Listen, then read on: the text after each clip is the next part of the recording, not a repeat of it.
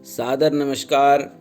आज हम लोग स्वामी दयानंद और स्वामी विवेकानंद, जो भारत के दो महान विभूति हैं, उनका योग में योगदान और उनका जीवन परिचय पढ़ेंगे। हम लोग सर्वप्रथम स्वामी दयानंद का जीवन परिचय, उनकी बाल्यकाल, परिव्राजन, गुरु दीक्षा, समाज सुधार में और योग में उनके उपदेश, उसके बाद स्वामी विवेकानंद की जीवन परिचय और किस प्रकार से प्रारंभिक जीवन उन्होंने बिताया, किस प्रकार से श्री रामकृष्ण परमहंस के संपर्क में आए परिव्राजक के रूप में और कर्मयोगी के रूप में, और पाश्चात्य समाज को विवेकानंद के जो उपदेश हैं वह किस प्रकार भारत को गौरवान्वित करने वाले हैं, रामकृष्ण मठ की स्थापना इत्यादि हम लोग इसमें पढ़ेंगे। स्वामी दयानंद और स्वामी विवेकानंद के जीवन और उनके जीवन दर्शन के विषय पर तो ज्ञान अर्जित करेंगे ही, और हम सब यह भी जानेंगे कि किस प्रकार स्वामी दयानंद ने हिंदू धर्म में व्याप्त आडंबर को समाप्त किया और वैदिक परंपरा की ओर पुनः समाज को वापस लाने का कार्य किया। साथ ही साथ दयानंद ने योग साधना में ब्रह्मचर्य के महत्व को देश के युवाओं को समझाया। दयानंद आध्यात्मिक गुरु से ज़्यादा एक समाज सुधारक के रूप में जाने जाते हैं, तो वहीं स्वामी विवेकानंद अपने तेजस्वी भाषणों के द्वारा भारतीय समाज में ही नहीं अपितु पाश्चात्य समाज में भारतीय दर्शन को पहुंचाने में अग्रणी रहे। स्वामी विवेकानंद का संपूर्ण जीवन मानव के कल्याण मात्र के लिए निष्काम रूप से कर्म करते हुए उन्होंने बिताया। इसी वजह से भारतवासियों के मन में वे एक कर्म योगी के रूप में बसे हुए हैं।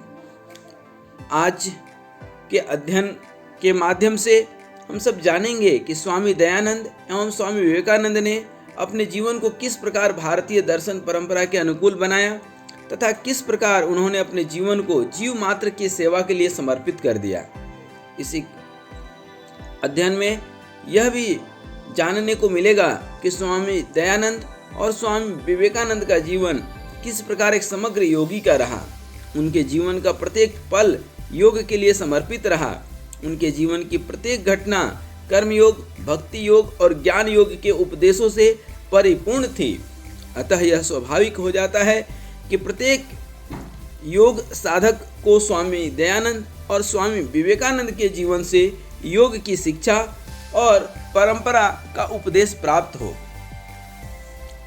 तो सर्वप्रथम हम लोग स्वामी दयानंद के जीवन का परिचय देखते हैं। तो 19वीं शताब्दी की दिव्य विभूतियों में स्वामी दयानंद जी का नाम प्रमुख रूप से आता है। उन्होंने तत्कालीन धार्मिक राजनैतिक चेतना को जागृत किया तथा भारतीय पुनर्जागरण आंदोलनों का सूत्रपात किया। वे प्राचीन वैदिक धर्म को पुनः स्थापित करने वाले कहलाए। वेदों के संबंध में प्रचलित विभिन्न भ्रांतियां और धारणाओं को निरस्त करने का श्रेय स्वामी दयानंद जी का है। स्वामी दयानंद एक प्रतीक रूप है कि भारत ही नहीं बल्कि एशिया के पुनरुत्थान के लिए न अंग्रेजी राज्य की अपेक्षा थी और न अंग्रेजी शिक्षा की।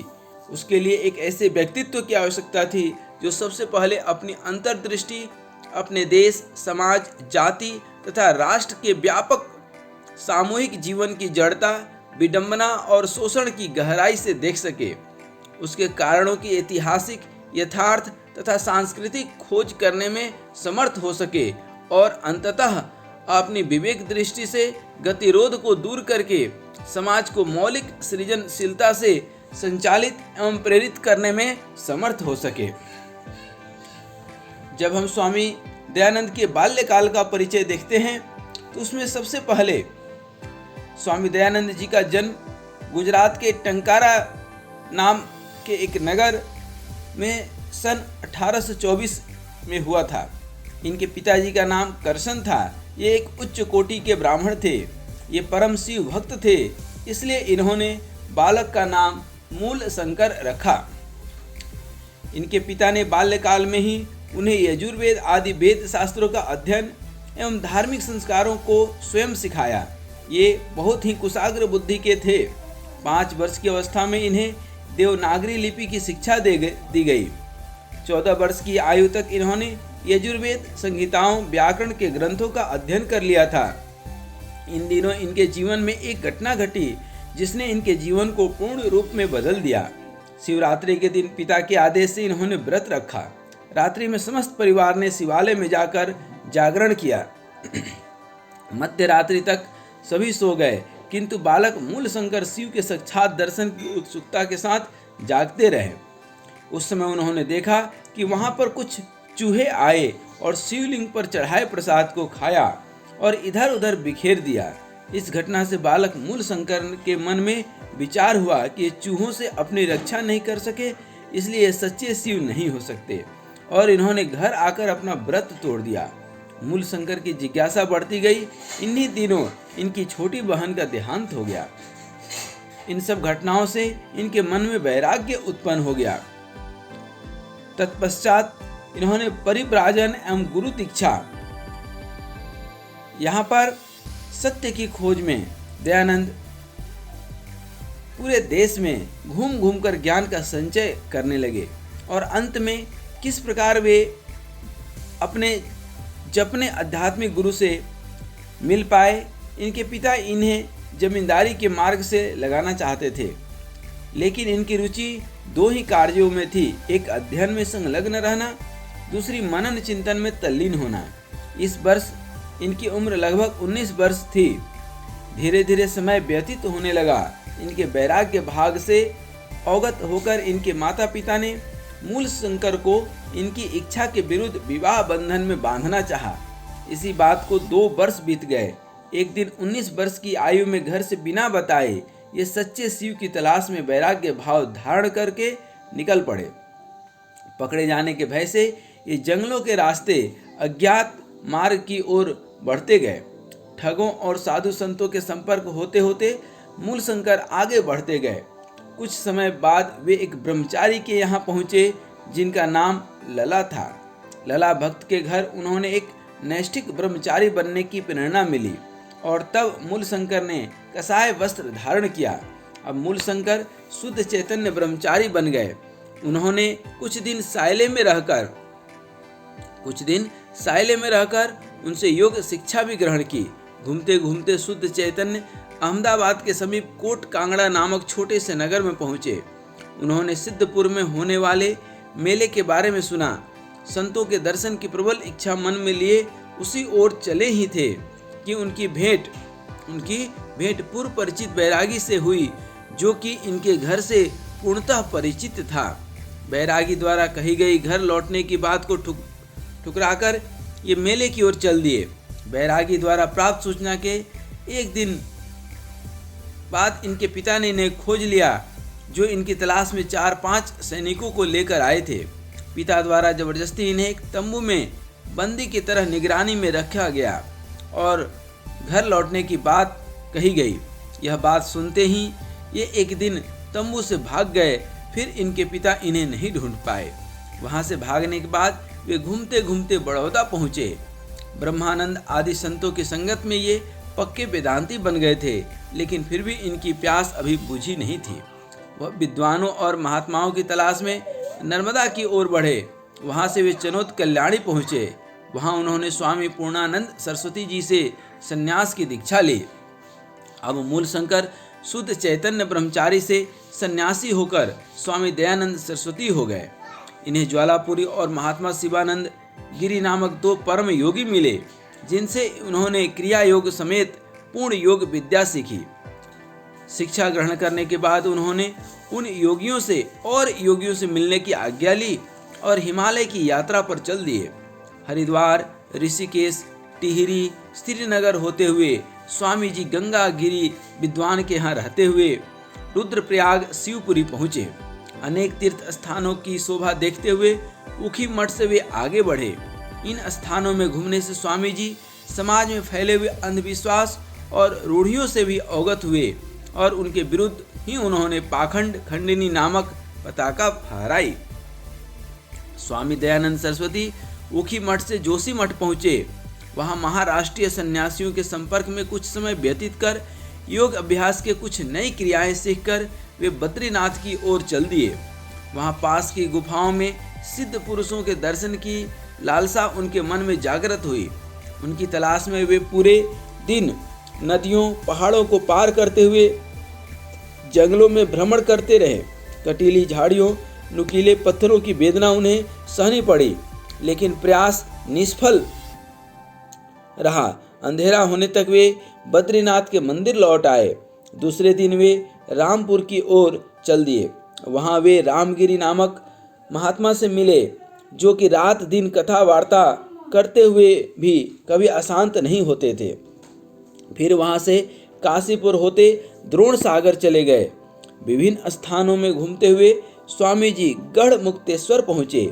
स्वामी जी का घर छोड़े 12 वर्ष बीत चुके थे। अब तक गुजरात, राजस्थान और उत्तर भारत के हिमालय एवं गंगा के तटवर्ती स्थानों में घूम घूमकर आध्यात्मिक तथा भौतिक ज्ञान की उपलब्धि प्राप्त कर वे देश की सामाजिक और राजनीतिक अवस्था को भली भांति जान चुके थे। अब वे मध्य भारत में बसने वाली आर्य जाति की वास्तविक दशा का ज्ञान प्राप्त करने के लिए गंगा का किनारा छोड़कर नर्मदा के तट पर विचरने लगे। इस बीच उन्हें अनेकों कठिनाइयों का सामना करना पड़ा। 3 वर्ष तक वे मध्य भारत में ही विचरण करते रहे। एक दिन चर्चा में उन्होंने बिरजानंद जी के विमल यश और पांडित्य की बातें सुनी। घर में दुखी अवस्था से निकलकर गंगा के किनारे रोते हुए अंधे बालक को एक महात्मा ने सहारा दिया। ये ही बालक अपनी असाधारण बुद्धि और विलक्षण क्षमताओं से अंतः प्रज्ञा को जागृत करने में सक्षम हुआ। विभिन्न स्थानों में घूमता हुआ ये दंडी स्वामी ही बिरजानंद के नाम से प्रसिद्ध हुआ था।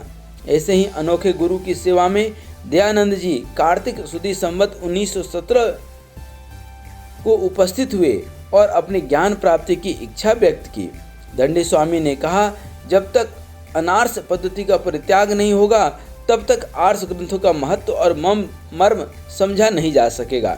इसलिए तुम जाकर पहले अपनी आधुनिक पुस्तकों को यमुना में बहा आओ, तभी मैं तुम्हें पढ़ा सकूंगा। उन्होंने वैसा ही किया।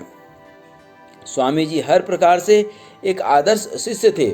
जैसे पढ़ने में वे सब शिष्य से आगे थे, वैसे ही गुरु सेवा में भी उन्होंने सब सहपाठियों को पछाड़ दिया। कठिन विषय को समझने और उनके मूल तत्वों को ग्रहण करने में उन्हें देर नहीं लगती थी। स्वामी जी को मथुरा से आए हुए 21 वर्ष हो गए। बिरजानंद जी से उन्होंने अष्ट अध्यायी, महाकाव्य, वेदांत सूत्र आदि अनेक ग्रंथों का अध्ययन किया। वे कहते थे कि दयानंद, आज तक मैंने सैकड़ों विद्यार्थियों को पढ़ाया, परंतु जो स्वाद, जो आनंद तुम्हें पढ़ाने में आया वह कभी नहीं मिला। तुम्हारी तर्क शक्ति भी प्रबल है। दयानंद सरस्वती जी सन्यासी थे, परंतु किसी से कुछ मांगते नहीं थे। ईश्वर कृपा से जो कुछ मिल गया उसी पर वह संतोष कर लेते थे। वे पूर्ण ब्रह्मचारी थे। स्त्री स्पर्श तो दूर, वे किसी स्त्री की ओर आंख उठाकर भी नहीं देखते थे। अब उनकी आयु 35 वर्ष हो चुकी थी। बिरजानंद जी से विदा लेते समय वे डरते डरते 5 लोगों की उनकी सेवा में समर्पित करते हुए कहने लगे कि गुरुदेव, आपकी मुझ पर असीम कृपा रही। आपके उपकारों से उऋण होना मेरे लिए संभव नहीं है। मैं आपको क्या दे सकता हूँ? ये थोड़ी सी लौंग स्वीकार करें। गुरुजी बोले, तू तो बड़ा कंजूस निकला, मुझे देने के लिए तेरे पास बहुत कुछ है। दयानंद जी ने कहा, आप आदेश करें। गुरु ने शिष्य के सिर पर हाथ फेरते हुए कहा, भारत में दीनहीन जन अनेक विविध रूपों से दुख पा रहे हैं। जाओ उनका उद्धार करो, प्रचलित कुरीतियों का निवारण करो, आर्य जनता की बिगड़ी दशा को सुधारो, कुसंस्कारों और अंधविश्वासों को दूर करो। गुरु दक्षिणा में तुमसे यही सब पाने की इच्छा है। चलते समय गुरु आशीर्वाद दिए, वत्स, तुम्हारे सभी मनोरथ सिद्ध हों, ईश्वर तुम्हें सुख सफलता से संपन्न करे। एक बात स्मरण रखना, साधारण मनुष्य कृत ग्रंथ परमात्मा और ऋषि मुनियों की निंदा से पूर्ण है, परंतु आर्ष ग्रंथों में इस दोष का नितांत अभाव है। आर्ष और अनार्ष ग्रंथों की यही सबसे बड़ी परख है। इस कसौटी को हाथ से कभी न जाने देना। हरिद्वार के प्रसिद्ध कुंभ मेला, जिसमें काफ़ी लोगों की भीड़ होती है, उसी समय था। बड़े बड़े पंडितों से इनका शास्त्रार्थ हुआ। वहां से काशी आकर उन्होंने वहां के पंडितों को शास्त्रार्थ के लिए चुनौती दी। काशी में लोगों ने इन पर पत्थर मारे, अपशब्द कहे, परंतु ये दृढ़ रहे। इनका धर्म भ्रष्ट करने के लिए मथुरा में इनके पास वेश्या भेजी, जो कि इन्हें देखते ही भय से कांपने लगी। इन्हीं दिनों बंगाल महर्षि देवेंद्रनाथ ठाकुर और केशव चंद्र से इनकी भेंट हुई। वे लोग इनसे बहुत अधिक प्रभावित हुए। बंगाल के बाद बम्बई आकर इन्होंने आर्य समाज की स्थापना की।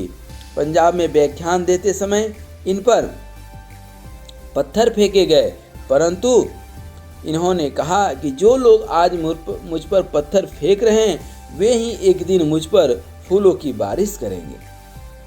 हकीकत भी यही होता है। समय सब कुछ है। अब हम लोग थोड़ा सा देखेंगे कि स्वामी दयानंद किस प्रकार से समाज सुधार में और योग का उपदेश दिया। अब जब दयानंद जी ने भारतीय समाज में व्याप्त अंधविश्वास के नाश हेतु भारत भर में एक नवीन चेतना का संचार किया और समाज सुधार हेतु उन्होंने आर्य समाज की स्थापना की। मौलिक रूप से स्वामी दयानंद सरस्वती वेदांत साधक थे। उनका वेदांत साधना में भी अद्वैतवाद पर विशेष जोर रहा। स्वामी जी भारतीय योग परंपराओं में उस समय के एक विशिष्ट व्यक्तित्व रहे। इनके जीवन में प्राचीन योग साधना का नवीनतम प्रयोग देखने को मिलता है। ये ध्यान योग के सिद्ध तथा कर्म योग के भी साधक थे, किंतु निराकार ध्यान इनका विषय रहा। स्वामी जी बाल्यावस्था से ही निराकार उपासना के प्रति आकर्षित थे। निराकार साधना में आगे बढ़ते हुए अंततः उन्होंने आर्य समाज की स्थापना की। अतः निराकार ब्रह्म ही उनके व्यक्तित्व का केंद्रीय ध्येय रहा। इन्होंने ब्रह्मचर्य साधना का जीवन पर्यंत पूर्ण रूप से पालन किया, जिसका प्रभाव उनके व्यक्तित्व में प्रखरता, तेजस्विता तथा अद्भुत शारीरिक बल से दृष्टिगोचर होता है। इस शक्ति के सहारे उन्होंने कुछ ऐसे कार्य किए जो सामान्य जन के लिए चमत्कारी प्रतीत होता है। स्वामी जी हठ योग की कुछ साधनात्मक क्रियाओं के भी अभ्यासी थे। उनके शरीर में हठ योग सिद्धि के लक्षण प्रत्यक्ष रूप में अभिव्यक्त होते थे। स्वामी दयानंद सरस्वती संन्यास मार्ग के आदर्श अनुयायी थे। संन्यास मार्ग में जाने की सभी विशिष्ट साधनाएं इन्होंने संपन्न की थी, जिनके फलस्वरूप इन्होंने संन्यास मार्ग के आगामी अनुयायियों के लिए एक उज्जवल पथ प्रशस्त किया।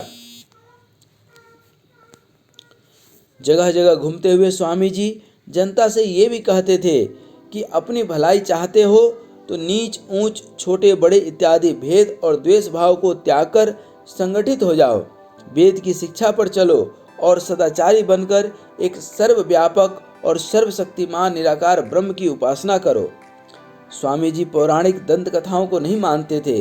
वे केवल वेद और वेद के अनुकूल आर्ष ग्रंथों को ही प्रमाणिक और प्रमाण कोटि में रखते थे। स्वामी दयानंद ने यह स्वीकार किया है कि भारत का पुनरुत्थान और आधुनिकीकरण भारत की प्राचीन वैदिक संस्कृति के आधार पर ही संभव है। स्वामी दयानंद को भारतीय समाज का बहुत गहरा ज्ञान था और भारतीय परंपरा का भी अध्ययन उन्होंने बहुत बारीकी से किया था। स्वामी दयानंद प्रखर प्रतिभा और गहरी अंतर्दृष्टि के पुरुष थे। साथ ही उन्होंने मानवीय संवेदना की बहुत व्यापक और आंतरिक क्षमता थी। इसलिए घर से बाहर निकलने के बाद लगभग 24 वर्ष उन्होंने देश के स्थान स्थान में घूमते हुए बिताए और सारे भारतीय समाज का व्यापक अनुभव प्राप्त किए। अपनी सूक्ष्म संवेदना के कारण ही उनको भारतीय समाज में जीवन का यथार्थ ज्ञान हो सका। मूलशंकर घर से निकले थे संसार के बंधनों से मुक्त होकर शुद्ध स्वरूप शिव की खोज में, और उनको मिला दुखी, संतप्त, हीन भाव से ग्रस्त, अनेक कुरीतियों, पाखंडों, दुराचारों से पीड़ित, कुंठित, गतिरुद्ध भारतीय समाज। और तब वे व्यक्तिगत मोक्ष के मार्ग को भूलकर अपने समाज के उद्धार में प्राणपण से लग गए। एक ओर दयानंद जी को तत्कालीन भारतीय समाज की यथार्थ स्थिति का सही ज्ञान था, तो दूसरी ओर भारतीय संस्कृति का उन्होंने मंथन भी किया था। स्वामी विरजानंद ने आर्ष ग्रंथों और वैदिक संस्कृति की ओर ध्यान आकर्षित करके उनको दिशा निर्देश दिया था। अपने परिभ्रमण काल में उन्होंने देखा कि देश के समाज को अवरुद्ध करने वाला वर्ग पौराणिकों, पुरोहितों, सांप्रदायिकों तथा महंतों का है। उस प्रज्ञा चक्षु सन्यासी ने यह समझ लिया था कि वैदिक काल के बाद के ब्राह्मण और पुरोहित वर्गों ने स्वार्थ बस और शक्ति की प्रतिद्वंदिता में शुद्ध आर्ष ग्रंथों की मनमानी टीकाएं और व्याख्याएं की है। अनेक समानांतर ग्रंथों की रचना की है। इन संहिताओं, स्मृतियों, उपनिषदों और पुराणों में अपने स्वार्थ सिद्धि के नियमों और सिद्धांतों का वर्णन किया गया है। इतना ही नहीं, मनमाने ढंग से आर्ष ग्रंथों में प्रक्षेप भी किए गए हैं। स्वामी दयानंद ने वेदों के प्राण मानने पर ही यह घोषित किया कि जो हमारे विवेक को स्वीकार्य नहीं, उसके त्याग में हमको एक क्षण का विलंब नहीं करना चाहिए। यदि वेदों में ज्ञान के बदले अज्ञान है, मानवीय उच्च मूल्यों के बजाय घोर हिंसा, वृत्ति, भोगवाद और यथार्थ की उपासना है, तो उनको अस्वीकार कर देना चाहिए। उन्होंने निघंटु, निरुक्त, अष्ट अध्यायी और महाभाष्य जैसे व्याकरण ग्रंथों के आश्रय से वेद मंत्रों की सुसंगत और व्यवस्थित व्याख्या प्रस्तुत की। इस दृष्टि से गहन अध्ययन करने के बाद उन्होंने घोषित किया कि वेद, वैदिक साहित्य और अन्य आर्ष ग्रंथ ही प्रामाण्य है। उनमें सत्य ज्ञान सुरक्षित है। ऐसे में भारतीय संस्कृति के उच्चतम मूल्य सुरक्षित है और ये मूल्य भारतीय समाज और व्यक्ति के जीवन के सभी पक्षों को मौलिक सृजनशीलता से गतिशील करने में सक्षम रहे हैं। स्वामी दयानंद ने भारतीय समाज में व्याप्त निष्क्रियता, अंधविश्वास और स्वार्थपरता के मूल में मध्य गुण के पुराण पंथ को माना है। स्वामी दयानंद के अनुसार वैदिक धर्म परम ब्रह्म परमेश्वर की उपासना का विधान है, परंतु पुराण पंथियों ने उसके स्थान पर अनेकेश्वरवाद, अवतारवाद, मूर्ति पूजा, देवी देवताओं की पूजा और यहाँ तक उपदेवताओं की पूजा प्रचलित करके अपना स्वार्थ सिद्ध किया। वेद समर्थित समाज में 4 वर्णों की व्याख्या है और यह व्यवस्था कर्म के आधार पर थी। इसमें ऊंच नीच तथा छुआछूत का अंतर नहीं था। दयानंद जी के अनुसार व्यक्ति अपने विकास में समाज की सहायता पाता है, अतः उसे समाज को चुकाना भी चाहिए। प्रत्येक व्यक्ति पर स्वस्थ वंश परंपरा चलाने, ज्ञान की परंपराओं को आगे बढ़ाने, प्राणी मात्र की सेवा और सहायता करने तथा आध्यात्मिक जीवन को अग्रसर करने का दायित्व है। इन विभिन्न दायित्वों को पूरा किए बिना कोई व्यक्ति मुक्त नहीं हो सकता। स्वामी दयानंद ने मध्य युग के व्यक्तिपरक धर्म, दर्शन साधना तथा अध्यात्म को पुनः वैदिक समाज के आधार पर प्रतिष्ठित किया। मध्ययुगीन अद्वैत तथा अद्वैत आधारित दर्शनों को अस्वीकार कर उन्होंने वैदिक द्वैतवाद की स्थापना की। एक परम ब्रह्म परमेश्वर सर्वत्र व्याप्त, शाश्वत, अनादि, अनंत सत्य स्वरूप है। वह हम जीवों का परम पिता है और पालन पोषण संरक्षण करने वाला है। वस्तुतः इस प्रकार की अवधारणा में व्यक्ति और समाज के संबंधों का सुंदर स्वरूप सुरक्षित है। इसी कारण दयानंद जी ने ज्ञान और भक्ति के सूक्ष्म चिंतन और अनुभव के स्तर पर विकसित होने वाले आत्मा और ब्रह्म के अद्वैत परक भेद अभेद को महत्व नहीं दिया, वरन उसे अस्वीकार किया है। उन्होंने स्पष्ट अनुभव किया कि जब तक मध्ययुगीन मूल्यों, स्थापनाओं, मान्यताओं, जीवन पद्धतियों और परंपराओं का खुला विरोध नहीं किया जाएगा और भारतीय समाज को इनकी कुंठाओं, जड़ताओं और स्वार्थपरताओं से पूर्णतः मुक्त नहीं किया जाएगा, तब तक इस समाज के पुनर्जीवित होने और फिर से मौलिक सृजनशीलता से गतिशील होने का कोई अवसर नहीं है। इसी कारण उन्होंने इन सब पर कसकर प्रहार किया और इससे उन्होंने कभी किसी प्रकार का कोई समझौता नहीं किया। वस्तुतः अपनी गहरी अंतर्दृष्टि से उन्होंने समझ लिया था कि विखंडित और कुंठित परंपरा से मुक्त होने के एकमात्र उपाय है उसको तोड़कर फेंक देना। उनके जैसा उदार मानवतावादी नेता दूसरा नहीं रहा है। उन्होंने धर्म की व्यापक परिकल्पना भारतीय समाज के सामने रखी। वे धार्मिक संप्रदायों को अस्वीकार कर शुद्ध मानवीय मूल्यों पर प्रतिष्ठित धर्म को स्वीकार करने के पक्ष में रहे हैं। इस दृष्टि से वे भारतीय संतों के समान उदार और व्यापक दृष्टिकोण के रहे, पर संतों का दृष्टिकोण मुख्यतः आध्यात्मिक जीवन तक सीमित था, जबकि दयानंद के सामने भारतीय समाज के सर्वांगीण विकास का लक्ष्य था। इस्लाम और ईसाई धर्म की आलोचना उन्होंने प्रासंगिक रूप में की है, क्योंकि ये हिंदुओं का मत परिवर्तन करने के लिए प्रेरित करते थे। उन्होंने संसार के सामने दो महत्वपूर्ण बात रखी। मानवीय मूल्यों की सृजनशीलता से प्रेरित एक ही धर्म है। यह धर्म संसार के सभी धर्मों के मूल में निहित है। उनके लिए आर्य शब्द किसी सांप्रदायिक धर्म का पर्याय कभी नहीं बना। यह उनके द्वारा आर्य समाज की स्थापना से भी सिद्ध है। आर्य समाज कभी किसी धर्म का रूप नहीं ले सका। यह इनकी इच्छा और विश्वास का ही परिणाम था। स्वामी दयानंद ने समाज में स्त्री के स्थान पर विशेष ध्यान दिया था। वे पुरुष के साथ नारी की समानता का पूर्ण समर्थन करते थे।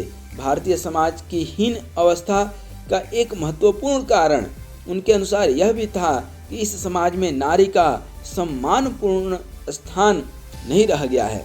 वे नारी और पुरुषों के अधिकारों के पूर्ण समानता स्वीकार करते हैं। स्त्री अशिक्षा, बाल विवाह, विधवा प्रथा तथा वेश्यावृत्ति आदि अनेक समस्याओं को दयानंद ने उठाया, उनका उचित समाधान प्रस्तुत किया। जिस साहस और दृढ़ता के साथ उन्होंने इन समस्याओं का समाधान समाज के सामने रखा था, उससे उनके व्यक्तित्व की क्रांतिकारिता लक्षित होती है। उनका दृष्टा रूप में भी कई सारी चीजें सामने आता है। स्वामी दयानंद ने लौकिक तथा आध्यात्मिक जीवन के मूल्यों के पारस्परिक अंतः संबंध को जितनी स्पष्टता के साथ प्रतिपादित किया और विवेचित किया है, वह अन्यत्र नहीं मिलता। स्वामी दयानंद जी ने संस्कृति के इसी रूप की परिकल्पना की है और उनकी दृष्टि में यह भारतीय संस्कृति का सच्चा स्वरूप है। स्वामी दयानंद आधुनिक युग के ऋषि और दृष्टा थे। उनमें जितनी गहरी यथार्थ की पकड़ थी, उतनी ही व्यापक इतिहास और परंपरा को ग्रहण करने की क्षमता थी। इतना ही नहीं, उन्होंने अपने समाज की प्रक्रिया को समझा, उसके भविष्य की संभावनाओं को पहचाना और फिर उसके एक स्वस्थ, सप्रमाण और सृजनशील समाज रचना की और उन्मुख करने का प्रयत्न किया। उनके उपदेशों का सार कुछ इस तरह समझा जा सकता है कि ईश्वर को वही प्रिय है जिसको सत्य प्रिय है। जो समाज का आचरण करता है, सत्य ही ज्ञान का सबसे बड़ा दर्जा है। न्याय प्रियता को कभी हाथ से न जाने दो। किसी का अनुचित पक्षपात मत करो और न धर्म अंधता को अपने हृदय में स्थान दो। मनुष्य मात्र से प्रेम करना चाहिए। प्रेम मनुष्य का जन्म सिद्ध धर्म है। प्राणी मात्र पर दया दिखानी चाहिए। स्त्री जाति पर दया दिखानी चाहिए। गाय की रक्षा और सेवा करनी चाहिए। किसी का मन दुखाना संसार का सबसे बड़ा पाप है। आत्मा नित्य और अविनाशी है, इसको कोई नहीं मार सकता। अनाथों, विधवाओं तथा दीन दुखी जनों की सहायता और सामाजिक सुधार करने का प्रयत्न करना चाहिए। भारतवासियों के लिए एक भाषा, एक वेश और एक ही भाव होना चाहिए। आर्य भाषा हिंदी ही भारत की राष्ट्र भाषा है। इस प्रकार हम लोगों ने महर्षि दयानंद सरस्वती का एक परिचय पढ़े कि योग में किस तरह से, और सिर्फ योग ही नहीं, इस समाज के प्रति उनका क्या योगदान है। इस प्रकार हम लोगों ने देखा कि स्वामी बिरजानंद के शिष्य दयानंद सरस्वती किस प्रकार से आर्य समाज की स्थापना किए और अब किस प्रकार से उन्होंने यह भौतिक शरीर का त्याग किया। यूं तो हम पढ़ चुके हैं कि अनेकानेक प्रकार से दयानंद को मारने का षड्यंत्र रचा गया और किस प्रकार दयानंद ने मृत्यु का षड्यंत्र रचने वाले को भी क्षमादान दे करके यह सिद्ध कर दिया कि श्रेष्ठता ज्ञान में ही होती है। जोधपुर में 29 सितंबर 1883 को रात के समय सोने के पूर्व स्वामी जी ने नित्य नियमानुसार जगन्नाथ से गर्म दूध मंगवा कर पिया। दूध पीते ही उन्हें पेट में जोर का दर्द उठा और उल्टियाँ आने लगी। वे जान गए कि दूध में जहर था। वे समझ गए कि यह घातक जहर किसी यौगिक क्रिया से निकलने वाला नहीं है। उन्होंने जगन्नाथ से कहा कि उसने 20 देकर अच्छा काम नहीं किया। मुझे अभी बहुत से काम करने थे, मेरे बहुत सारे कार्य अभी अधूरे थे। अगर तू मुझे 20 न देता तो अभी 100 वर्ष से भी अधिक जीवित रहता। इस घटना को ईश्वर की इच्छा कहकर वे चुप हो जाते थे। जगन्नाथ को वे कुछ रुपए देकर नेपाल भाग जाने को कहते हैं ताकि उसके प्राण बच जाएं। जगन्नाथ महर्षि के प्रति कृतज्ञता व्यक्त करता है। अगले दिन स्वामी जी की हालत में सुधार न हुआ, दशा बिगड़ती जा रही थी। सभी भक्त जन जोधपुर में आते हैं और वहां से उन्हें आबू पर्वत ले जाते हैं। अंत में लोग स्वामी जी को अजमेर ले जाते हैं। वहां स्वामी जी ने समुद्र जाने की इच्छा व्यक्त की। सन 1883 30 अक्टूबर महर्षि के जीवन का अंतिम दिवस था। उन्होंने कहा, आज 1 माह के पश्चात मेरा अंतिम विश्राम का दिन है। उस दिन उन्होंने पवन नाई को बुलवाकर सिर मुंडवाया, नाखून कटवाए, फिर तकिए के सहारे पलंग पर लेट गए और भक्तों से बात करने लगे। एक एक भक्त को आशीर्वाद स्वरूप द्रव्य, मुद्रा, वस्तु देकर सबसे विदाई ले रहे थे। सभी भक्तजनों के हृदय के टुकड़े टुकड़े हुए जा रहे थे। स्वामी जी सबको प्रेम पूर्ण नेत्रों से देखकर सबका ढाढ़स बंधा रहे थे। 5:30 बजे स्वामी जी ने चारों ओर के द्वार खिड़कियां खुलवा दिए। सभी उपस्थित लोगों को अपने पीछे खड़ा करवाया तथा दिन, तिथि, वार पूछा। एक ने बताया कि आज कृष्ण पक्ष का अंत, शुक्ल पक्ष का आदि, अमावस्या दीप मालिका संवत 1940 दिन मंगलवार है। यह सुनकर उन्होंने अपनी दृष्टि चारों ओर घुमाई और फिर गंभीर ध्वनि से वेद पाठ आरंभ किया। उनकी ध्वनि में कोई निर्बलता प्रतीत नहीं हो रही थी। फिर आर्य भाषा में प्रार्थना करके गायत्री मंत्र का जप करने लगे। जप करते वे मौन हो गए। लंबे समय तक वे समाधिस्थ रहे। फिर आंखें खोलकर कहने लगे, हे दयामय, हे सर्वशक्तिमान ईश्वर, तेरी यही इच्छा है, सचमुच तेरी यही इच्छा है। हे परमात्मा देव, तेरी इच्छा पूर्ण हो। आहा, तूने अच्छी लीला की। फिर करवट लेकर एक गहरा श्वास भीतर लेकर ओमकार का उच्चारण करके हमेशा के लिए मौन हो गए।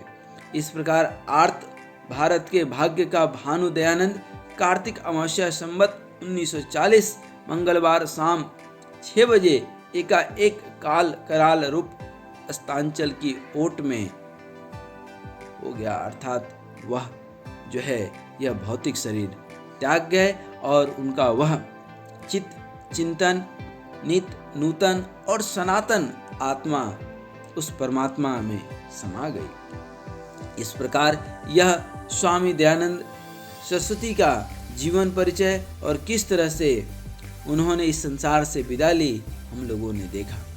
अब हम पढ़ेंगे स्वामी विवेकानंद का जीवन परिचय। स्वामी विवेकानंद का जीवन परिचय कुछ इस प्रकार है कि आज हर एक युवा का यह रोल मॉडल, मार्गदर्शक, पथ प्रदर्शक रहे हैं और हैं। आधुनिक युग में भी इनकी वह पौराणिक विचारधारा अत्यंत महत्वपूर्ण है। भारतीय विचारों और परंपराओं को सिर्फ देश ही नहीं विदेश में भी इन्होंने खूब फैलाई और सनातन धर्म को एक नया आत्मविश्वास दिया। इनकी मानव मात्र के विकास में अहम भूमिका रही है। स्वामी विवेकानंद जो ही उनका समय बीतता जाता है तो ही विचारों में शिथिलता और परंपराओं के पालन में कमी आने लगती है, जिससे मानव का विकास बाधित होने लगता है। ऐसे ही समय इस भारत भूमि पर विशिष्ट पुरुषों का आगमन होता है जो मानव को विकास के लिए पुनर्जागृत करते हैं। पुनर्जागरण के इस दौर में ही भारत की भूमि पर एक ऐसे व्यक्ति का आगमन होता है जिसका नाम था स्वामी विवेकानंद।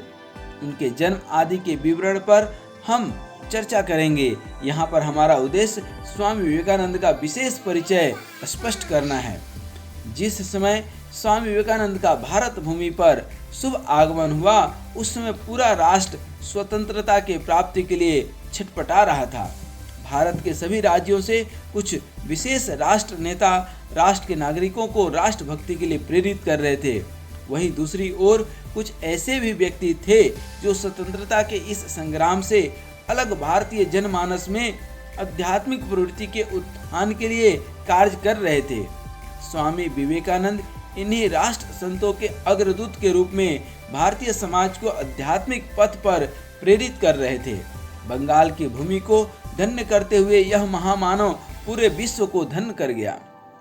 अपने 39 वर्ष के संक्षिप्त जीवन में स्वामी विवेकानंद भारत को अपने तेजस्वी विचारों की भेंट धरोहर के रूप में दे गए।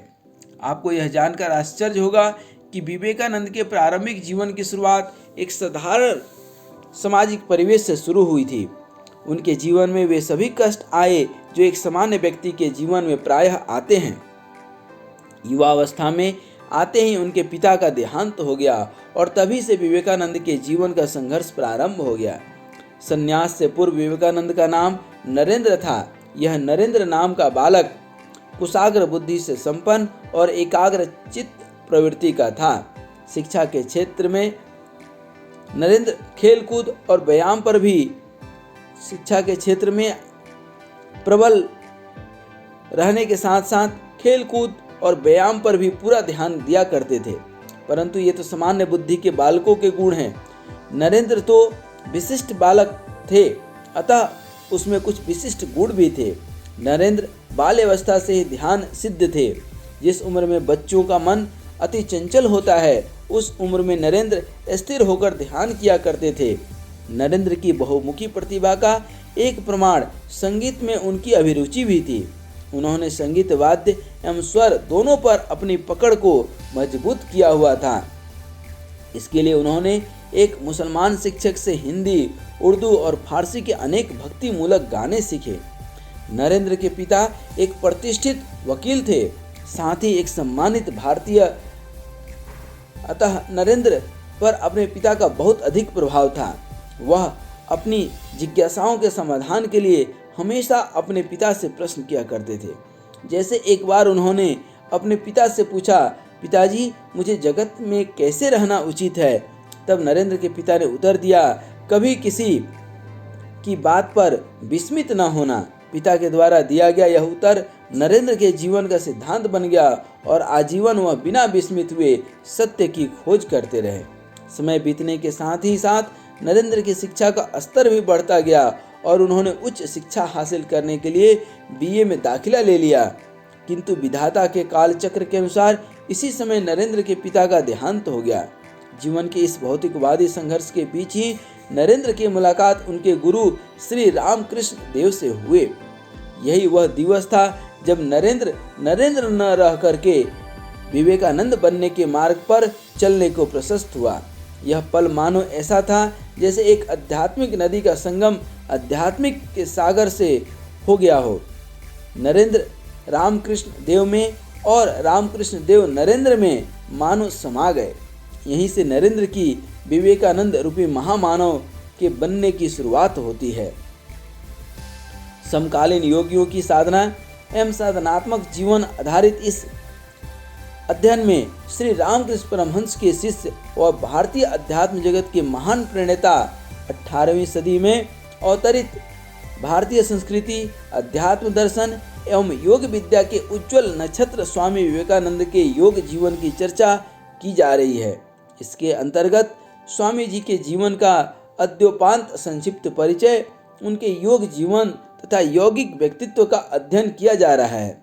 18वीं शताब्दी के अंतिम दशक और 19वीं शताब्दी के पहले दशक के दौरान अमेरिका और भारतवर्ष में स्वामी विवेकानंद के प्रेरणास्पद चरित्र, उनके प्राच्य एवं पश्चात्य सभ्यता के विशद ज्ञान, गहन आध्यात्मिक अंतर्दृष्टि, प्रभावशाली वार्तालाप, उदार मानवीय सहानुभूति, विविधतापूर्ण व्यक्तित्व और सुंदर शरीर सौष्ठव ने उनके संपर्क में आने वाले अनेक प्रकार के विश्व भर के लोगों में एक अप्रतिहत आकर्षण की सृष्टि की थी। जिन लोगों को एक बार भी विवेकानंद को देखने या सुनने का मौका मिला था, वे आजीवन उनकी स्मृति को अपने अंतर में सजोए हुए रहे। श्री रामकृष्ण के संदेशवाहक के रूप में स्वामी जी ने संपूर्ण विश्व में प्राच्य और पाश्चात्य विचारधारा में एक क्रांति ला दी। समाज में जिस समय ऊंच नीच का भेद और असहनीय हो उठता है, तब मनुष्य समाज को ध्वस्त कर पुनः गढ़ने की आवश्यकता होती है। इसी आवश्यकता की पूर्ति के लिए स्वामी विवेकानंद जैसे महापुरुषों का आगमन धरती पर होता है। तो आइए इसी क्रम में इस महामानव की जीवनी को हम समझते हैं, अध्ययन करते हैं और इसके जीवन दर्शन को अपने जीवन में अपनाने की शुरुआत भी करते हैं।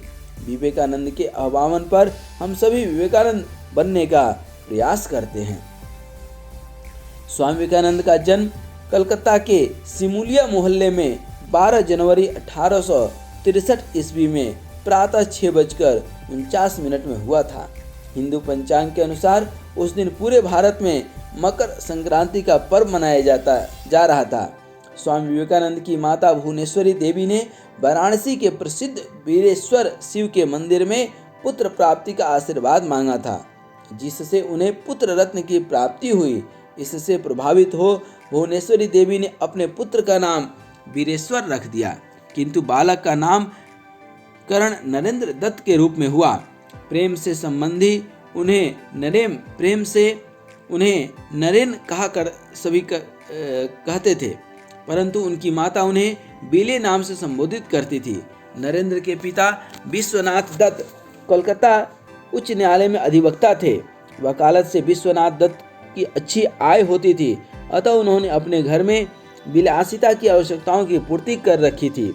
विश्वनाथ दत्त धार्मिक आडंबरों के प्रति अविश्वास का भाव रखते थे। वहीं दूसरी ओर नरेंद्र की माता भुवनेश्वरी देवी का अधिकतर समय पूजा पाठ में व्यतीत होता था।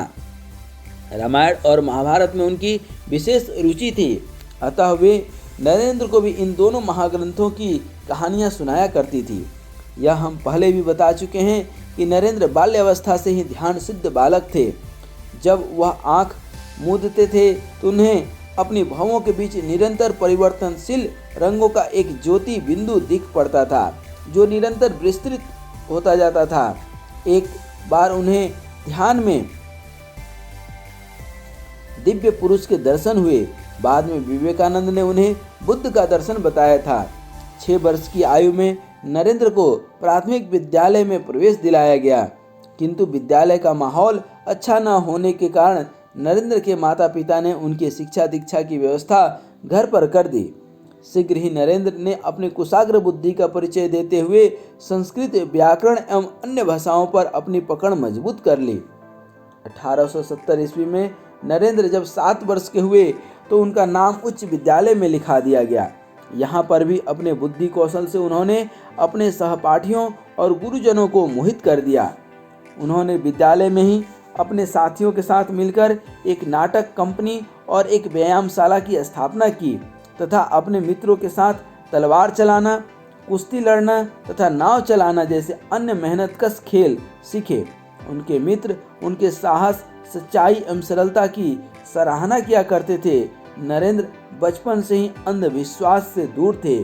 एक दिन नरेंद्र के साथियों ने एक पेड़ पर ब्रह्म दैत्य की बात कही, परंतु इसका नरेंद्र के मन पर कोई प्रभाव नहीं पड़ा और यह सिद्ध करने के लिए कि ब्रह्म दैत्य के होने की बात झूठी है, वह उस पेड़ पर चढ़ गए। नरेंद्र प्रत्येक चीज को अनुभव के आधार पर अपनाते थे। किशोरावस्था में प्रवेश करते ही नरेंद्र का बौद्धिक जीवन स्थिर होने लगा। बालक सा उनका चंचल मन अब शांत होने लगा। अब वे इतिहास एवं साहित्य के ग्रंथों की गहनता से अध्ययन करने लगे तथा संगीत को उन्होंने दिल बहलाव का प्रमुख साधन बना लिया। सन 1879 ईस्वी में उन्होंने हाई स्कूल की परीक्षा प्रथम श्रेणी में उत्तीर्ण की।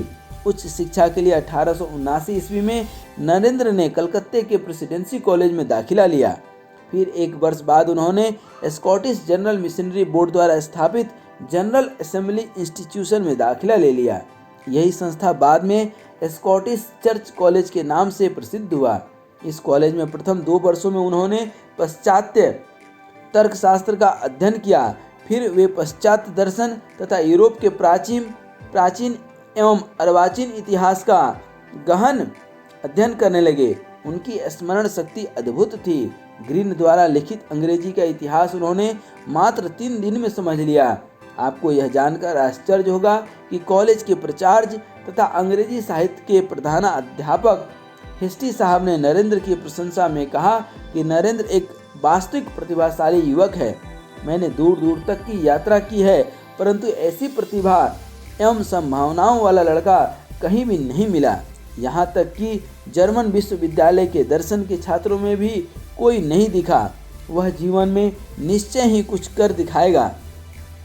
नरेंद्र अपनी उम्र के अन्य युवाओं से अलग आध्यात्मिक प्रवृत्ति के युवा थे। एक बार प्रोफेसर हेस्टी ने वर्ड्सवर्थ की कविता जेम मग्न अर्थात भ्रमण की व्याख्या करते हुए समाधि की चर्चा की और बताया कि एक बार दक्षिणेश्वर में श्री रामकृष्ण को ही उन्होंने समाधि के उच्च भाव में स्थित देखा है। उनके पास जाकर ही समाधि को भली प्रकार से समझा जा सकता है।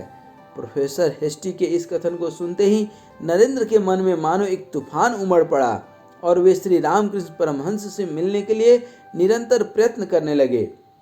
तब नवंबर 1881 में वो शुभ घड़ी आ गई जब श्री रामकृष्ण और नरेंद्र का मिलन हुआ। रामकृष्ण परमहंस के भक्त सरेंद्रनाथ मित्र के घर नरेंद्र को रामकृष्ण के सम्मुख भजन गाने को प्रस्तुत किया गया। ज्यों ही रामकृष्ण ने नरेंद्र को देखा, त्यों ही नरेंद्र का विवेकानंद में परिमार्जन शुरू हो गया और नरेंद्र उसी क्षण से विवेकानंद बनने के पथ पर अग्रसर हो गए।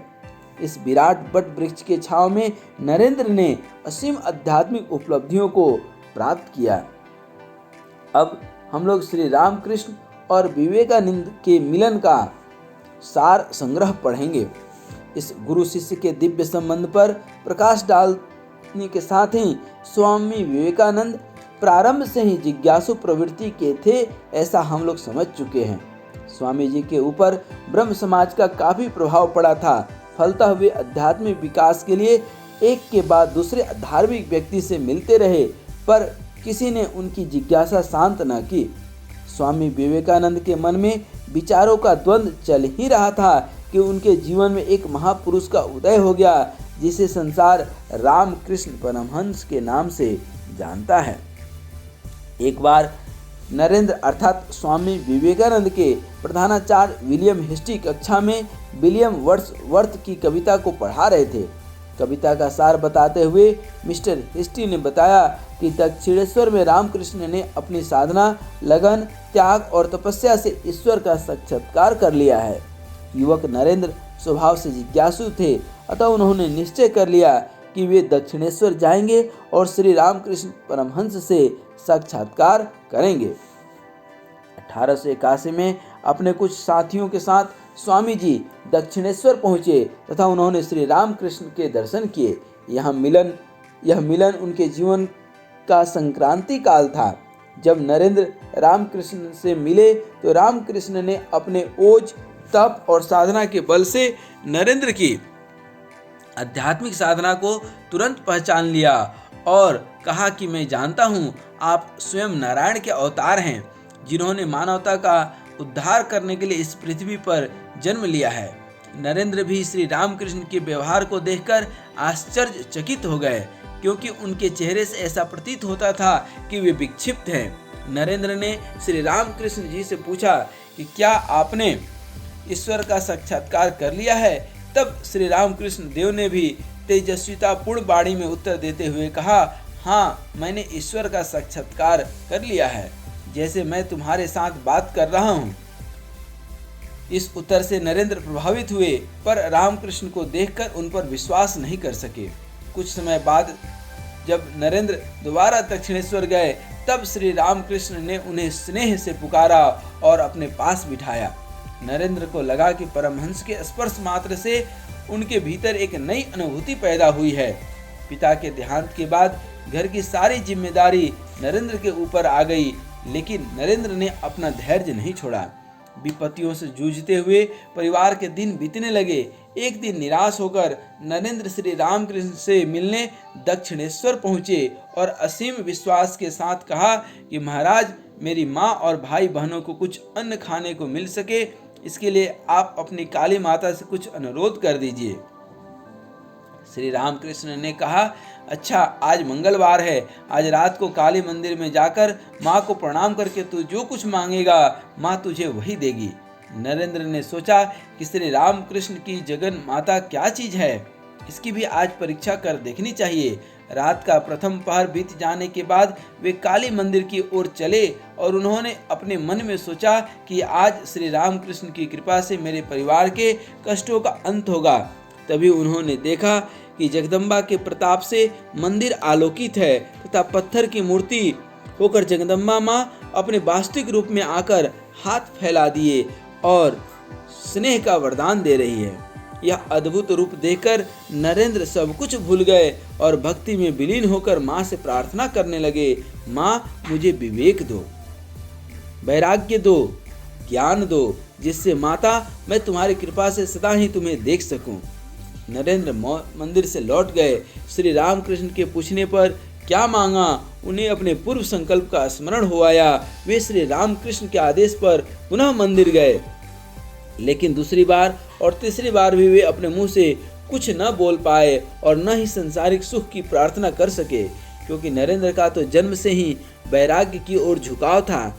इसी दिन से नरेंद्र के जीवन में एक नया अध्याय शुरू हुआ।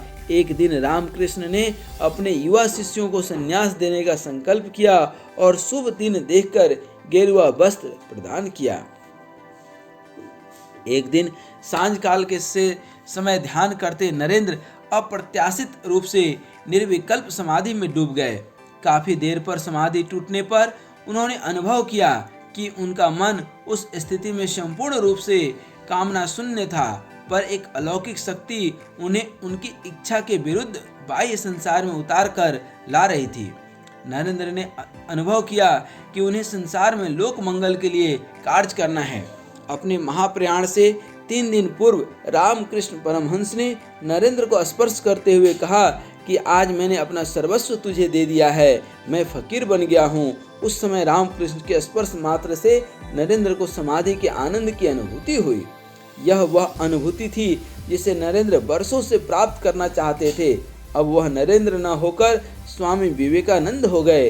अपने महाप्रयाण के दिन रामकृष्ण ने विवेकानंद को अपने पास बुलाया। पास आकर विवेकानंद ने अपने गुरु से प्रश्न किया कि हे देव, आप वास्तव में कौन हैं? तब रामकृष्ण ने उत्तर दिया, जो राम है और जो कृष्ण है वही इस देह में रामकृष्ण है। यह सुनते ही विवेकानंद को रोम रोम अपार श्रद्धा से भर गया और तब से विवेकानंद अपना सर्वस्व अपने गुरु को समर्पित कर दिए। अब हम लोग स्वामी विवेकानंद के परिव्राजक के रूप में कर्मयोगी विवेकानंद का स्वरूप जानेंगे कि स्वामी विवेकानंद के किस प्रकार देश भर में घूमकर कल्याण के कार्यों को संपादित किया, किस प्रकार अपने साथ साथ समाज के सभी वर्गों का परिमार्जन किया और कर्म योग का महान पाठ आने वाले पीढ़ियों के युवाओं के लिए छोड़ गए। तो आइए समझते हैं स्वामी जी के परिव्राजक जीवन के बारे में। 1888 ईस्वी में परिव्राजक विवेकानंद जब पहली बार अपनी अस्थायी तीर्थ यात्रा करने के लिए निकले, बाद में 1890 ईस्वी में जब वे अपने गुरु भाइयों से विदा लेकर एक अज्ञात परिव्राजक के रूप में भ्रमण करने के लिए निकले, तब तक उनके मन में एक विलक्षण परिवर्तन आ गया था। इस अवधि में एक भारतीय सन्यासी की एकांतवास की स्वाभाविक इच्छा के स्थान पर इस बात के पूर्व अभ्यास ने उनके मन पर अधिकार कर लिया कि उनका यह जीवन केवल मुक्ति के लिए तपस्यारत किसी साधारण सन्यासी का जीवन नहीं है, बल्कि उन्हें एक महान भाग्य का निर्माण करना है। भारत माता का निकट परिचय प्राप्त करने की उत्कट अभिलाषा तथा अपने चतुर्दिक उत्पीड़ित भारत की मौन सुनकर वे पहले हिंदुओं के पवित्र से पवित्र तीर्थ नगरी वाराणसी गए। वहां वे संस्कृत के प्रकांड विद्वान प्रमदादास मित्र से मिले। हिंदू धर्म और दर्शन की विविध समस्याओं के संबंध में उनसे स्वामी जी का पत्र व्यवहार चला करता था। वाराणसी से लखनऊ, आगरा, वृंदावन, हाथरस तथा ऋषिकेश गए तथा कुछ समय के लिए पुनः बराहनगर लौट आए। अपने प्रथम शिष्य श्री शरत चंद्र गुप्ता स्वामी सदानंद से उनकी हाथरस में भेंट हुई थी। उन्होंने उनसे अपने गुरु द्वारा भारत तथा संपूर्ण विश्व के आध्यात्मिक पुनरुत्थान का दायित्व सौंपे जाने के संबंध में बताया। शरत जी एक रेलवे कर्मचारी थे। उन्होंने अपने पद से त्यागपत्र दे दिया तथा इस व्रत में सहायता करने के लिए अपने गुरु के साथ हो लिए। 22 जनवरी 1890 में गाजीपुर के पवहारी बाबा से भेंट उनके जीवन की इस अवधि की एक महत्वपूर्ण घटना थी। उनके मन में पवहारी बाबा की साधुता के प्रति श्रद्धा का भाव आजीवन रहा। इस समय उनके मन में परम ब्रह्म की शाश्वत शांति में डूबे रहने तथा धर्म जागरण के गुरु आदेश को चरितार्थ करने के कर्तव्य के बीच द्वंद्व चल रहा था। उन्हें ऐसी आशा थी कि पवहारी बाबा निर्विकल्प समाधि की उच्चतम अवस्था में विमग्न होने में उनकी सहायता करेंगे और इसलिए वे उनका शिष्य तत्व ग्रहण करने को भी उद्यत थे। इस दुर्दम्य आकर्षण का समक्ष झुकने की बलवती इच्छा उनके मन में 21 दिनों तक बनी रही, किंतु श्री रामकृष्ण के बार बार दर्शन तथा पवहारी बाबा की अनिच्छा के कारण उन्होंने अपना यह संकल्प त्याग दिया। जुलाई 1890 में स्वामी विवेकानंद ने रामकृष्ण देव की लीला सहचरी श्री शारदा देवी से, जो उनकी सह समाधि के पश्चात युवा सन्यासियों की आध्यात्मिक गुरु थी, विदाई ली। हिमालय के एकांत में जाकर अकेले रहने की अनिवार्यता का अनुभव कर स्वयं को सभी बंधनों से मुक्त करने के लिए उन्होंने गुरु भाइयों से विदा ली। वे एक गोताखोर की तरह भारत रूपी महासागर में डूब गए तथा उस महासागर ने उन्हें ढक लिया। उस महासागर में तैरते उतरते हजारों सन्यासियों के मध्य वे भी मात्र एक गिरवाधारी अनामी सन्यासी के अतिरिक्त और कुछ नहीं थे। इस भ्रमण काल में उन्होंने उत्तर प्रदेश, राजस्थान, गुजरात, महाराष्ट्र, तमिलनाडु, कर्नाटक, हैदराबाद और केरल के अनेक धार्मिक तथा ऐतिहासिक स्थानों की यात्राएं की। सभी जगह प्राचीन भारत की धार्मिक, ऐतिहासिक और सांस्कृतिक गौरव उनके समक्ष प्रत्यक्ष होता रहा। मन की अशांति को दूर करने का उपाय ढूंढते हुए एक राज्य से दूसरे राज्य में घूमते रहे। इस प्रकार अनेक राज्यों के राजाओं तथा प्रमुख व्यक्तियों से उनकी भेंट हुई। इनमें खेतड़ी के राजा अजीत सिंह इनके घनिष्ठ मित्र तथा शिष्य हो गए। 1891 फरवरी को अलवर पहुंचे। वहां उन्होंने पतंजलि के महाभाष्य का अध्ययन किया। 1892 सितंबर में पूना में महान राष्ट्रीय नेता बाल गंगाधर तिलक से उनकी भेंट हुई। पहले तो स्वामी जी के प्रति उनका भाव बहुत आदरपूर्ण नहीं था, किंतु बाद में उनके प्रखर विचारों तथा पांडित्य से प्रभावित होकर तिलक ने उन्हें अपने घर अतिथि के रूप में रहने का आग्रह किया। पुणे से वे बेलगांव आए तथा कुछ दिन वे वहां रहकर मैसूर तथा बेंगलोर चले गए। पाश्चात्य देशों में जाकर भारत के लिए सहायता प्राप्त करने के लिए तथा सनातन धर्म का प्रचार करने के कार्य में मैसूर के महाराजा ने उन्हें आर्थिक सहायता देने का आश्वासन दिया। मैसूर से वे त्रिवेंद्रम तथा कन्याकुमारी गए। भारत वर्ष के भूत, भविष्य, वर्तमान तथा उसके पतन का कारण और उसके उत्थान के उपायों पर वे निरंतर चिंतन करते रहते थे। तब उन्होंने पाश्चात्य देशों की यात्रा पर जाने का कठोर निर्णय लिया, जिससे कि वे भारत के निर्धनों के लिए सहायता प्राप्त कर सके और अपने जीवन के इस लक्ष्य को मूर्त रूप दे सकें। इस निर्णय के साथ वे रामेश्वरम व मदुराई गए। मदुरई में उनकी भेंट रामनाथ के राजा से हुई। राजा उनके निष्ठावान सहयोगी बन गए तथा उन्हें सहायता देने का आश्वासन दिया। उसके बाद वे मद्रास गए, जहां आला सिंगा पेरुमल के नेतृत्व में युवकों का एक दल उनकी प्रतीक्षा कर रहा था। उन्होंने इस दल को शिकागो में होने वाले विश्व धर्म महासभा में सम्मिलित होने के लिए अमेरिका जाने का अपना संकल्प बताया। उनके युवा शिष्यों ने उनके इस कार्य के लिए धन संग्रह किया, किंतु स्वामी जी को इस संबंध में जगन माता का निश्चय बोध नहीं हुआ, अतः उन्होंने एकत्रित धनराशि को निर्धनों में बंटवा दिया। ठीक इसी समय स्वामी जी ने एक प्रतीकात्मक स्वप्न देखा। उन्होंने देखा कि श्री रामकृष्ण समुद्र पर चल रहे हैं तथा स्वामी जी को अपने पीछे आने का संकेत कर रहे हैं। श्री शारदा देवी को भी ठाकुर ने स्वप्न में इस संबंध में आदेश दिया कि श्री माँ की अनुभूति तथा आदेश से स्वामी जी की शंका का निवारण हुआ। अब उनके युवा शिष्यों ने पुनः धन संग्रह किया। अब पश्चात समाज को विवेकानंद के उपदेश में हम जानेंगे कि स्वामी विवेकानंद द्वारा भारतीय धर्म को किस प्रकार पाश्चात्य समाज के सम्मुख प्रस्तुत किया, किस प्रकार उन्होंने वेदांत के उपदेशों को व्यवहारिक बताते हुए पाश्चात्य समाज को भारत के प्रति आदरता पूर्ण दृष्टिकोण अपनाने पर बाध्य कर दिया। हम समझते हैं कि स्वामी विवेकानंद जी ने यह किस प्रकार किया। 31 मई 1893 भारत के लिए एक स्मरणीय दिन रहा। इस दिन विवेकानंद बम्बई से अमेरिका के लिए जहाज पर रवाना हुए।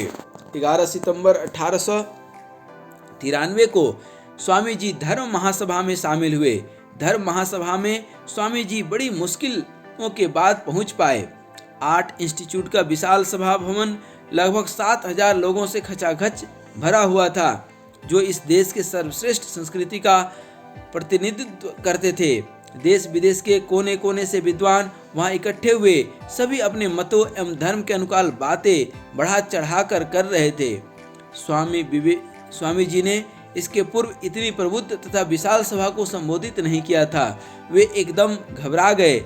जब उनकी बारी आई तो उन्होंने विद्या की देवी माँ सरस्वती को सबसे पहले मन ही मन प्रणाम किया तथा अमेरिका वासी भाइयों एवं बहनों इन शब्दों के साथ अपना भाषण शुरू किया। तभी विशाल जनसमूह आनंद और उल्लास से बादल गरजने की भांति लगातार कई मिनट तक तालियां बजाते रहे और उनका उत्साह वर्धन करते रहे। स्वामी जी ने सभी धर्मों के विशेष तत्व पर प्रकाश डाला और सर्वधर्म समभाव की बात लोगों को सिखाई। उन्होंने समन्वय, सहयोग और सहकारिता आदि मानवीय गुणों को विश्व पटल पर रखा। उनके सरल एवं ज्वलंत शब्दों, महान व्यक्तित्व तथा उज्जवल मुखमंडल ने श्रोताओं पर ऐसा प्रभाव डाला कि दूसरे दिन समाचार पत्रों ने उन्हें धर्म महासभा का सर्वश्रेष्ठ व्यक्ति घोषित कर दिया। हाथ में भिक्षा पात्र लिए सामान्य पुरुष आज युग पुरुष हो गया। 18 नवंबर 1894 में विवेकानंद न्यूयॉर्क गए। 7 अगस्त 1895 में इंग्लैंड पहुंचे। वहां उन्हें जैसा कठोर परिश्रम करना पड़ा उसका अनुभव करने से बड़ा विस्मय होता है। 6 सितंबर 1895 में पुनः न्यूयॉर्क गए तथा 15 अप्रैल 1896 में स्वामी जी पुनः इंग्लैंड गए। 17 दिसंबर 1896 को सेवियर दंपति के साथ स्वामी जी लंदन से रवाना हुए तथा रोम और इटली के अन्य शहरों की यात्रा कर 30 सितंबर को नेपल जहाज के द्वारा भारत के लिए प्रस्थान किया। यहाँ गुडविन भी उनके साथ हो गए। 15 जनवरी 1897 को ये लोग कोलंबो पहुँचे। स्वामी जी के आगमन का समाचार भारत में पहले ही पहुँच चुका था तथा देश भर में सभी स्थानों पर अत्यंत उत्साहपूर्वक तैयारियां उनके स्वागत के लिए होने लगी थी। कोलंबो के सिटी हॉल में उनका स्वागत हुआ। श्रीलंका के नागरिकों के अतिशय उत्साह के कारण उन्हें वहां थल मार्ग से पूरे लंका की यात्रा कर मद्रास जाना पड़ा। रोमारोला ने कहा कि स्वामी जी ने हर्षोन्मत्त भारतवासियों की आशा का रूप अपने संदेश रूपी शंखनाद के द्वारा भगवान राम, शिव और कृष्ण की भूमि को जगाकर तथा उसकी अमर आत्मा को संघर्ष का आह्वान किया और कहा कि मेरे भारत जागो, तुम्हारी संजीवनी शक्ति कहाँ है? तुम्हारी अमर आत्मा में ही वह निहित है। रामकृष्ण परमहंस के महाप्रयाण के बाद किस प्रकार रामकृष्ण मठ की स्थापना हुई उस पर भी हम लोग आज चर्चा करेंगे। चिरकाल के लिए भारतवासियों और अपनी मातृभूमि के लिए समर्पित करने वाला कोई व्यक्ति अपना जीवन है तो वह श्री रामकृष्ण परमहंस है। हम स्वामी विवेकानंद के महाप्रयाण के दिवस पर भी चर्चा करेंगे। हम जानेंगे कि किस प्रकार से एक महामानव ने आने वाली पीढ़ियों के लिए अपने अंतिम संदेश में क्या कहा। स्वामी जी ने श्री बलराम बोस के निवास पर श्री रामकृष्ण के सन्यासी तथा गृह शिष्यों की सभा बुलाई और 1 मई 1897 को रामकृष्ण मिशन का गठन किया। 1898 में कलको में जब प्लेग की महामारी फैली तब मठ के सन्यासियों तथा गृह भक्तों को लेकर स्वामी जी ने अपने पश्चात शिष्यों के साथ नैनीताल और अल्मोड़ा के लिए रवाना हुए। उनके पश्चात शिष्यों में में मुख्यतः भगिनी निवेदिता के लिए यह समय कठिन प्रशिक्षण और तैयारी का था। 18 अक्टूबर को जब वे कलकत्ता पहुंचे तो वे बहुत दुर्बल और रोगग्रस्त हो गए थे। फिर भी उन्होंने स्वयं को अनेक कार्यों में लगा दिया। 1899 में सभी सन्यासी बेलूर में आ गए। इस दौरान स्वामी जी सभी सन्यासियों और ब्रह्मचारियों को आध्यात्मिक साधना की तीव्रता, मानवता की सेवा के लिए अनवरत प्रेरित करते रहे, जिससे कि आत्मनोमोक्षार्थ जगत हिताय च का लक्ष्य सिद्ध हो सके। 31 जुलाई 1899 को स्वामी जी लंदन पहुंचे। 17 अगस्त को न्यूयॉर्क, 20 जुलाई 1900 तक वे अमेरिका में रहे। 1 अगस्त 1900 से 24 अक्टूबर 1900 तक वे फ्रांस में रहे। इसके बाद वियना, बल्कान देशों, कस्तूनिया, यूनान और मिस्र होते हुए वे दिसंबर 1900 के प्रारंभ में भारत में आ गए। सन 1901 के अंत में जापान से 2 बौद्ध भिक्षुओं ने स्वामी जी को जापान में होने वाले धर्म सम्मेलन में भाग लेने के लिए निमंत्रण देने आए।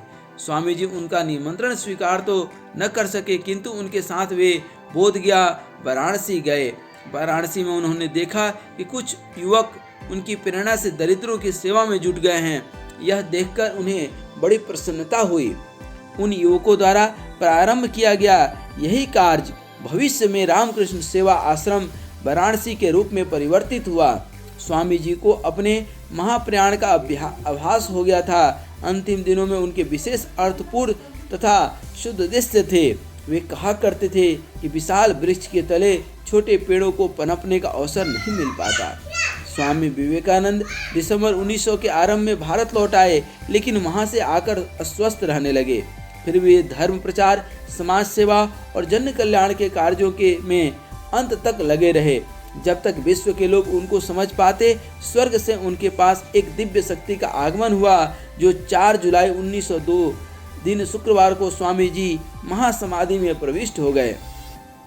महासमाधि से पूर्व स्वामी जी कहा करते थे, इस समय यदि कोई दूसरा विवेकानंद होता तो वह समझ पाता कि इस विवेकानंद ने क्या किया और आगे कितना विवेकानंद की आवश्यकता है।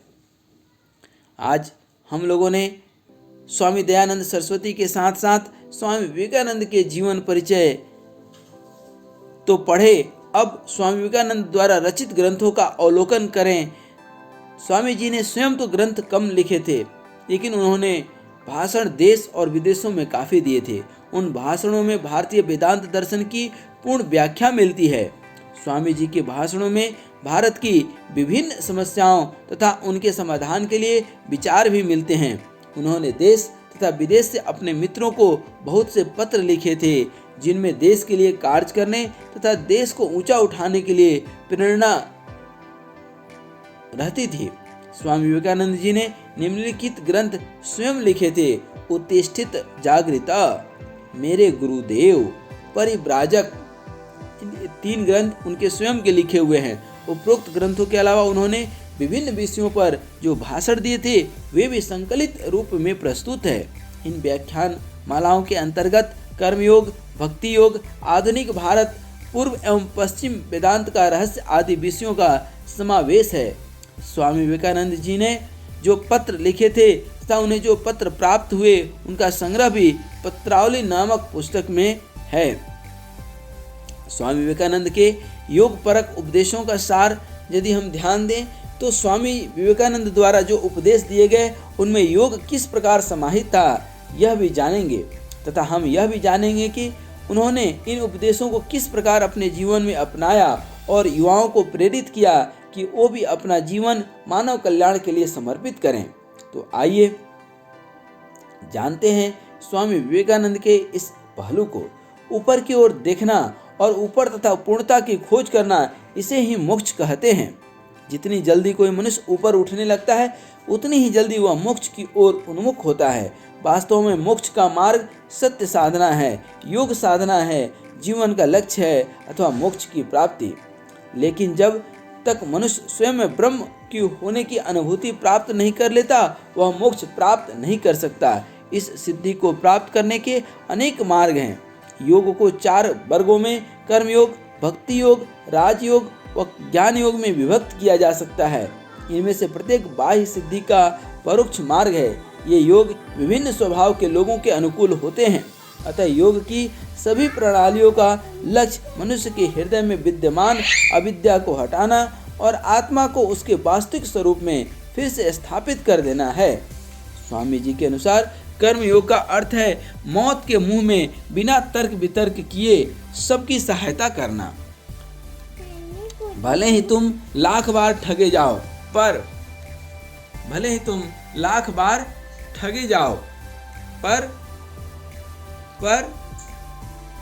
मुंह से एक बार भी एक बात न निकालो और तुम जो कुछ भला कार्य कर रहे हो उसके संबंध में सोचो तक नहीं, अर्थात भला करो और दरिया में डालो।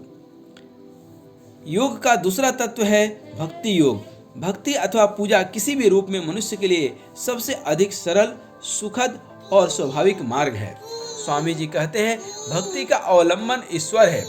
तीसरे तत्व राजयोग पर स्वामी विवेकानंद का मत है कि राजयोग धर्म की पद्धति है। इसके मुख्य अंग प्राणायाम, ध्यान और धारणा है। स्वामी जी कहते हैं जिस प्रकार हर विज्ञान की अनुसंधान करने की अपनी विशिष्ट पद्धति होती है, उसी प्रकार राजयोग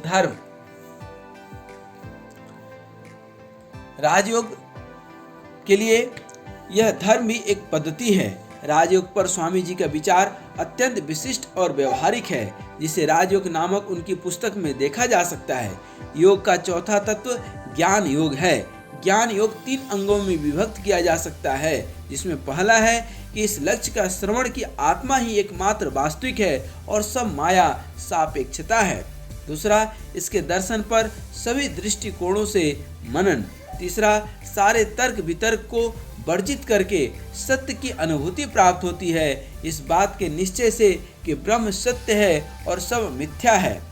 स्वामी विवेकानंद दर्शन, शिक्षा, अध्यात्म एवं योग के क्षेत्र में सबसे ज्वलंत प्रतिभा के रूप में प्रतिष्ठित है। उनके द्वारा जो भी योगदान भारतवर्ष तथा विश्व समुदाय को मिला है वह पूर्णतः अनुकरणीय है। आज भी देश के युवा जगत के बीच एक आदर्श व्यक्तित्व के रूप में यदि किसी का नाम लिया जाता है तो स्वामी विवेकानंद अग्नि पंक्ति में आते हैं। जिस समय भारतीय समाज, संस्कृति, धर्म, अध्यात्म एवं योग विद्या के क्षेत्र में विभिन्न विकृतियां एवं गलत धारणाएं संव्याप्त थी, उस समय स्वामी जी एक क्रांतिकारी योद्धा के रूप में अवतरित हुए और प्राणपण से उनके निराकरण के लिए पुरुषार्थ किया। उनके जीवन का सार संदेश इस प्रकार से है। स्वामी जी के व्यक्तित्व से मिलने वाली सबसे महत्वपूर्ण जीवन प्रेरणा यह है कि जीवन में शक्ति और सामर्थ्य का जागरण नितांत आवश्यक है, जिसके लिए योग साधना ही सर्वोत्कृष्ट उपाय है। भारतीय परंपरा के विकसित विभिन्न योग प्रणालियां जैसे ज्ञान योग, कर्म योग, भक्ति योग आदि को बहुत ही व्यवहारिक ढंग से स्वामी जी ने प्रस्तुत किया। स्वामी जी द्वारा सृजित साहित्य एवं ग्रंथ आज के युग में व्याप्त समस्याओं का निर्विवाद समाधान है। उनके सभी साहित्य पाठक तथा साधक में एक क्रांति ज्योति प्रज्वलित करता है। भारतीय साहित्य में स्वामी जी से संवाद करना चाहते हैं तो उन्हें उनके साहित्य में डुबकी लगानी ही चाहिए। स्वामी जी गुरु शिष्य परंपरा के एक आदर्शतम उदाहरण हैं। किस प्रकार एक शिष्य अपने सद्गुरु के मार्गदर्शन के अनुरूप उनके कार्य में समर्पित हो सकता है, उसका जीवंत उदाहरण स्वामी जी रहे हैं। यह वास्तविकता हमें यह ज्ञात कराती है कि बिना गुरु तथा बिना गुरु चरण में समर्पण के जीवन में सार्थक प्रकाश नहीं मिल सकता। इतने अनंत सांस्कृतिक एवं आध्यात्मिक संपदाएं होते हुए भी भारत देश पश्चिमी दुनिया की दृष्टि में एक जादूगर तथा योगी सन्यासियों का देश माना जाता था। इसके विपरीत भारत की आध्यात्मिक सांस्कृतिक धरोहर को पश्चिमी देशों तक पहुंचाने में स्वामी विवेकानंद जी का योगदान अत्यंत उल्लेखनीय है। अमेरिका तथा इंग्लैंड जैसे देश में परिव्राज्य कर भारत की संस्कृति एवं योग विद्या के संदेश का प्रचार कर उन्होंने एक युग पुरुष का कार्य किया। आज भी वह पश्चिमी समाज स्वामी जी से कृत्य है। संपूर्ण युवा जगत के लिए स्वामी विवेकानंद एक उज्ज्वलमान आदर्श हैं। युवा के जीवन में लक्ष्य निर्धारण, श्रम, पुरुषार्थ, राष्ट्र प्रेम, अध्यात्म एवं योग के प्रति रुझान एवं संस्कृति के प्रति समर्पण किस प्रकार होना चाहिए, आदि के प्रति स्वामी जी के दिशा निर्देश बहुत ही अनुकरणीय हैं। लाखों करोड़ों युवा हृदय आज भी स्वामी जी को अपना आदर्श मानते हैं। एक संपूर्णतः आदर्श योगी पुरुष का व्यक्तित्व कैसा होता है, ये स्वामी जी में साक्षात प्रतिलक्षित होता है। स्वामी जी को जब भी समय मिलता है वे ध्यान समाधि की अतल गहराई में जाते और समसामयिक समस्याओं का निराकरण प्राप्त करते थे। स्वामी जी की यह प्रेरणा हमें भी सजग करती है कि जीवन में किसी प्रकार के कष्ट तथा समस्याएं हों, उनका समाधान योग साधना के माध्यम से प्राप्त किया जा सकता है। स्वामी जी का ये मानना है कि बिना योग साधना के मानव जीवन सर्वथा अपूर्ण एवं शक्तिहीन है। इस तरह हम देखते हैं कि स्वामी जी का जीवन केवल भारतीय के लिए नहीं बल्कि उन लाखों करोड़ों लोगों के लिए प्रेरणा स्रोत है जो अपने लिए नहीं बल्कि समाज के लिए कुछ करने की चाह रखते हैं। स्वामी जी के जीवन दर्शन को जानने से ज्ञात होता है कि उन्होंने अपने 39 वर्ष के जीवन यात्रा के दौरान योग के विभिन्न पक्षों को जीवंत रूप से जिया और लोगों को भी इसकी प्रेरणा दी। राजयोग, कर्मयोग, भक्ति योग, ज्ञान योग आदि का स्वर्णिम संगम स्वामी जी के जीवन में देखने को मिलता है। इस प्रकार आज हम लोगों ने स्वामी दयानंद और स्वामी विवेकानंद के जीवन के विषय में पढ़ा।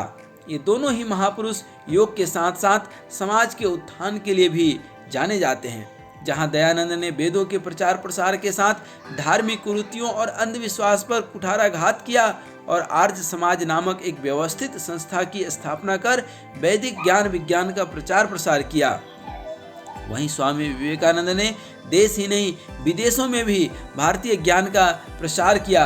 स्वामी विवेकानंद ने वेदांत को व्यवहारिक रूप में देकर उसे सहज और सरल बनाया, साथ ही अपने जीवन द्वारा कर्मयोग का पाठ पूरी दुनिया को दिया। उनके लेखों और संभाषणों में कर्म, ज्ञान और भक्ति प्रमुख रहे।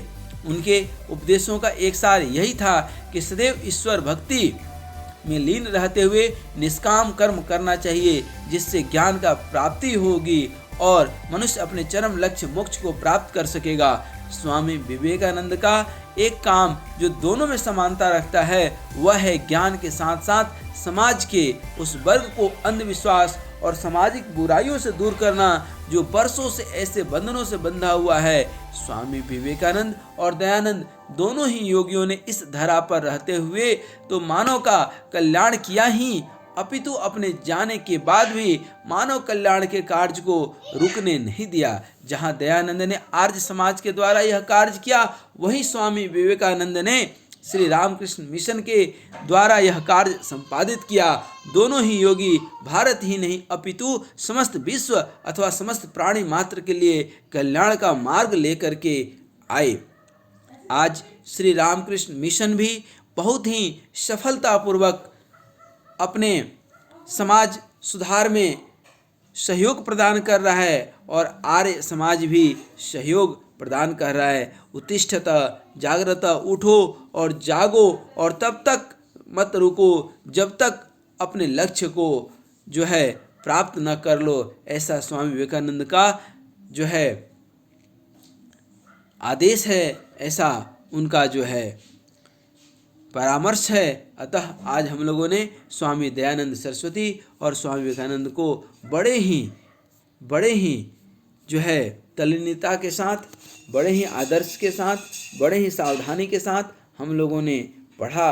अब ज़रूरत है कि जहाँ तक संभव हो सके हम इनको अपने जीवन में उतारें, क्योंकि जीवन में जब तक गुरु नहीं तब तक जीवन शुरू नहीं। अतः आइए हम स्वामी विवेकानंद जैसे महान विभूतियों को अपना गुरु स्वीकार करके अपना जीवन शुरू करें और भारत और भारतीय संस्कृति का परचम सारे संसार में, सारे दुनिया में जो है लहराएं। ऐसी सनातन संस्कृति और ऐसे धर्म और ऐसे महापुरुषों के चरणों में बारंबार प्रणाम, सादर नमस्कार।